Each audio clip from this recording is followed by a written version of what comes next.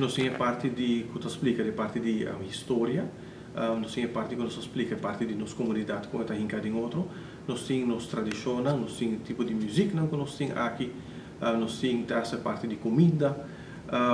Essa aqui também nós temos a parte da nossa papel de dia, também tem a parte de geologia, tem a parte de nossa papel de flora, fauna também. E nós temos a parte de história de turismo, e nós temos a parte de mercadeo também, de ata aqui quando está sendo a FO. E por último também nós temos a parte de comunicação, essa também torna-se, nós temos 3 ou 5 sessões, nossa cobertura aqui não. O que é a parte mais interessante de enredo? Isso varia em cada pessoa. Isso depende de, nós podemos tem gente que está interessada em parte de comunicação, para nós é bem interessante. Tem gente que não sabe muito de parte de história, então isso depende de pessoa que vive sua paixão e que está deseja. Pero nós abrimos tudo. Naturalmente, me sai a gente sim que está de parte de história, não está interessado passar mais de parte aqui.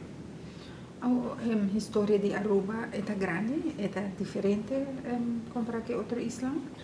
La que nós podemos dizer aqui é diferente, la que nós podemos influência já foi, também é coisa, pero riba cada isla essa aqui vive de uma forma diferente.